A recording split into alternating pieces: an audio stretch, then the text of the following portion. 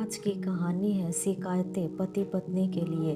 पति पत्नी काफ़ी दिनों के बाद आज एक साथ बैठकर चाय पी रहे थे क्योंकि आज उनकी शादी की 25वीं सालगिरह थी। पहले की तरह वह अब साथ में समय बिताते नहीं थे। ज़्यादा समय में एक दूसरे के पास बैठते नहीं थे। पता नहीं किन कारणों के उन दोनों के बीच की दूरी बढ़ती ही जा रही थी। चाय पीते पीते पति पत्नी ने चुप्पी तोड़ते हुए कहा, मुझे आपसे कुछ बात कहनी है, आपको कुछ बताना है, लेकिन अब हमारे पास एक दूसरे के लिए समय ही नहीं है। मैंने इस बारे में बहुत सोचा है और मैंने इस सुनिश्चय से निपटने का एक उपाय निकाला है। अगर आप राजी हो तो बताती हूँ। पति ने सिर हिलाकर हामी भरी। पत्नी ने टेबल के ड्रॉअर से 2 डायरी निकाली और बोली, मैं यह 2 डायरी लेकर आई हूँ, एक आपके लिए और एक मेरे लिए। आज के बाद हम दोनों को एक दूसरे से जो भी शिकायत होगी वह हम अपनी अपनी डायरी में लिख कर रखेंगे। 1 साल बाद जब हमारी 26वीं एनिवर्सरी आएगी तब हम उसे खोलकर पढ़ेंगे। तब हमें एक दूसरे की इन चीज़ों या आदतों के बारे में पता चलेगा जो हमें नहीं पसंद है और हम उन्हें सुधार पाएंगे या कोई उपाय कर पाएंगे। पति को भी पत्नी का आइडिया पसंद आया और उसी दिन से डायरी में लिखना शुरू हो गया। देखते ही देखते 1 वर्ष बीत गया और 26वीं एनिवर्सरी का दिन आ गया। पति पत्नी दोनों ही डाइनिंग टेबल पर बैठकर चाय पी रहे थे और पास में दोनों की अपनी अपनी डायरी रखी हुई थी जो उन्होंने एक दूसरे के साथ बदल दी। चाय खत्म करके पहले पति ने पत्नी की डायरी पढ़ी शुरू की। उस डायरी में काफ़ी सारी शिकायतें थी, जैसे कि आज होटल में ले जाने के लिए वादा किया था लेकिन फिर भी नहीं लेकर गए। आज मेरे मायके से मेहमान आने थे, उनके साथ पति ने अच्छे से बात नहीं की।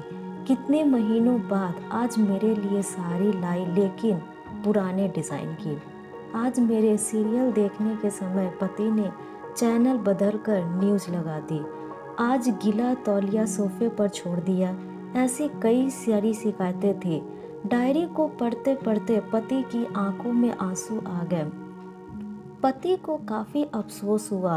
वो अपनी पत्नी से बोला, मुझे इन गलतियों के बारे में एहसास ही नहीं था, लेकिन अब मैं तुमसे वादा करता हूँ कि ऐसी गलतियाँ मैं अब फिर से नहीं दोहराऊंगा। अब पत्नी ने अपने पति की डायरी खोली। पत्नी ने डायरी के कई सारे पन्ने पलटे लेकिन वह पूरी तरह से खाली थी। कहीं पर भी एक शब्द भी नहीं लिखा था।